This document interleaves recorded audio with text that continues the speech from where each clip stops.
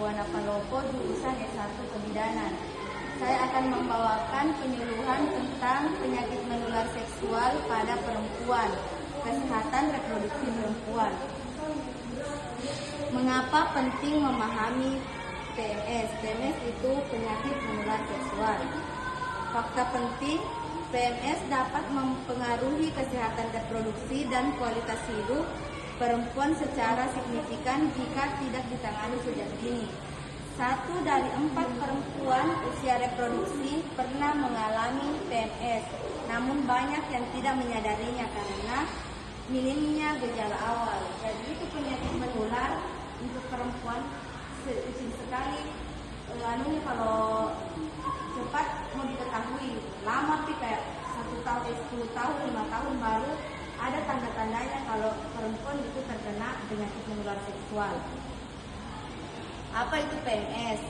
Definisi penyakit menular seksual. Penyakit menular seksual adalah infeksi yang dikeluarkan dari satu orang ke orang yang lain melalui hubungan seksual baik vagina, oral maupun anal.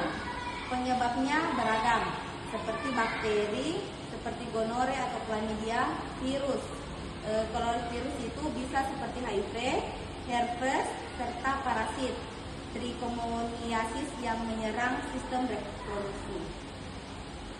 Jenis-jenis penyakit menular seksual pada umumnya itu ada 3. Gonore, infeksi bakteri yang menyebabkan rasa sakit, keputihan tidak normal, dan peradangan pada organ reproduksi perempuan.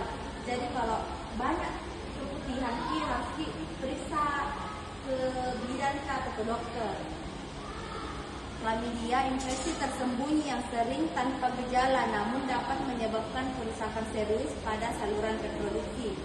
Herpes genital disebabkan oleh virus HPV dengan gejala luka atau kepuhan menyakitkan di area genital yang dapat kambuh berulang. Jadi kalau ada kayak luka-luka di vagina atau harus diperiksa karena itu bisa jadi dari bakteri atau virus. Jadi itu bisa menular. Kalau dari wanita bisa menular. Makanya tidak boleh berganti-ganti pasangan. Infertilitas. Infeksi PMS yang tidak diobati dapat merusak saluran puba dan rahim, menyebabkan kesulitan hamil atau bahkan kemandulan permanen pada perempuan. Jadi kalau tidak diatasi dengan cepat begituan bisa merusak wanita. Jadi biasa kayak itu nih yang di dalam tuh. Gangguan jangka panjang. PMS yang tidak ditangani dapat menyebabkan nyeri panggul kronis, peningkatan risiko kanker serviks, dan gangguan sistem imun yang berdampak pada kualitas hidup perempuan. Risiko pada janin, PMS dapat menular dari ibu ke bayi selama kehamilan atau proses kelahiran, menyebabkan komplikasi serius seperti infeksi mata, pneumonia, atau kelahiran prematur. Jadi kalau kayak ada yang sifilis begitu, di sini biasa kita rujuk atau kita carikan vaksinnya di puskesmas. Makanya kalau itu orang diperiksa harus diperiksa semua HIV-nya, herpes, sama sifilis, HBsAg, karena itu nanti supaya cepat supaya ditangani terdata baru dikasihkan obat. Gejala penyakit menular seksual itu seperti keputihan. Keputihan itu ada 3 macam, ada yang keruh, ada yang bening, dan ada kehijauan dan berbau. Kalau yang berbau, kalau yang bening itu normal, biasa itu kalau mau haid atau sih mau kubur itu yang lendir.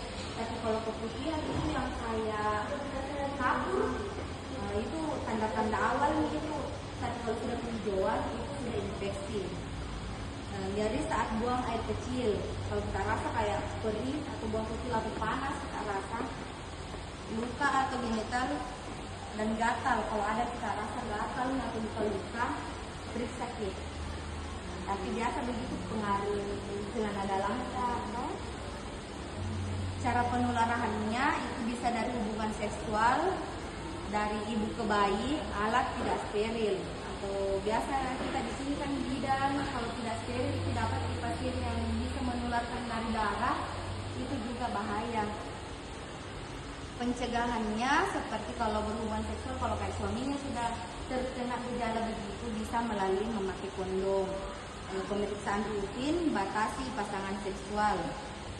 Deteksi dini manfaatnya itu kalau cepat diperiksa dapat memudahkan pengobatan dan mencegah komplikasi serius. Semakin cepat diketahui semakin besar peluangnya untuk mengurangi penularannya. Konsultasi kesehatan seperti konsultasi ke bidan, ke dokter yang bagian objek. Bisa lakukan pap smear dan tes lab. Ada dulu kalau ada acara di sini, pap smear bisa ikut, biasa dicari yang merasa apa yang mau periksa, bisa juga periksa.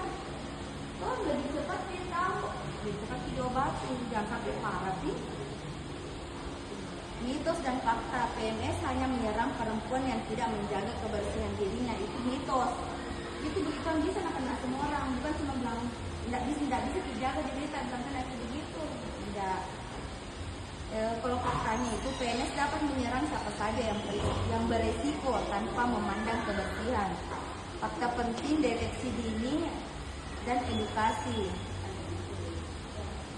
Apa yang harus dilakukan? Periksa ke dokter segera. Ikuti pengobatannya. Kalau dikasih obat untuk dikonsumsi kita habiskan. Informasikan ke pasangan. Jadi harus bisa bukan sama pasangan kak. Setiap pasangan sudah berobat, ternyata dia yang tahu dia ngapain ini, tapi tidak mau kita tanya. Itu yang harus bagus dan jujur. Apalagi yang suka jajan begitu kan, bisa begitu. Hindari hubungan seksual. Terima kasih. Ada yang mau ditanyakan? Ada yang mau ditanyakan? Terima kasih.